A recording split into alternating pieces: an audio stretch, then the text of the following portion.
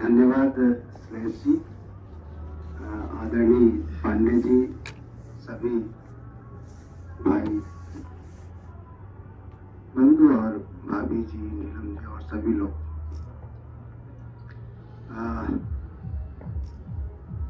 ये मेरे लिए सौभाग्य की बात है कि मैं इस अवसर पर यहाँ शामिल हो सका।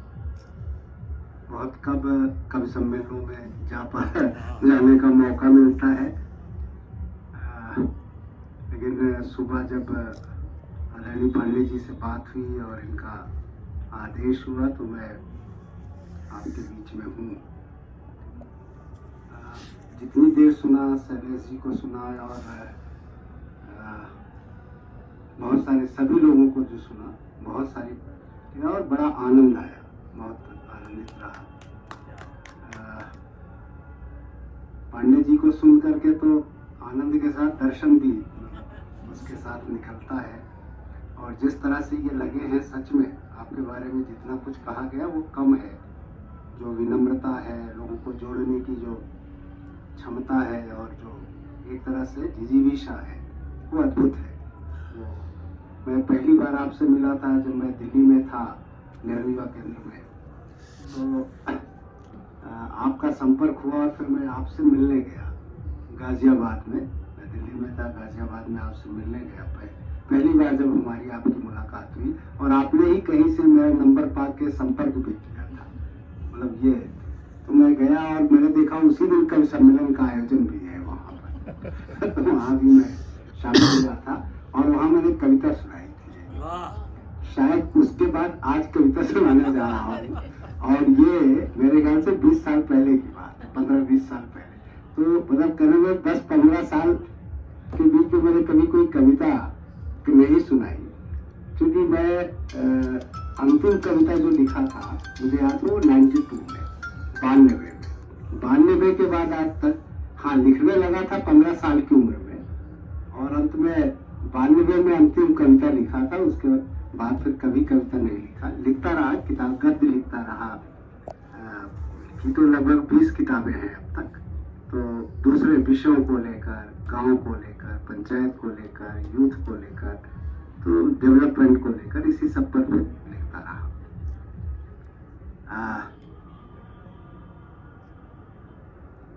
लेकिन आज मैं कुछ, क्योंकि एक कविता से ही अपनी बात शुरू करता हूँ। गंगा पर कविता होनी, मैं गंगा पुत्र पर कविता सुना रहा हूँ। मैं गंगा पुत्र पर, ये कविता आज से करीब 45 साल पहले लिखी गई थी, जब मैं विश्वविद्यालय का छात्र था, मास्टर एमए में था। उस समय ये कविता लिखी थी और इस पर विश्वविद्यालय के अंदर चर्चा भी हुई थी। बहुत सारे डॉक्टर रघुवंश और द्विवेदी जी, ये सारे लोग, इस कविता को पढ़ा गया था और इस पर उन लोगों ने बहुत सारी। तो उस समय की कविता है, अचानक मेरे मोबाइल पे मिल गई, अच्छा मतलब इत्तेफाक से, तो इसलिए मैं उसको सुनाने का। हाँ,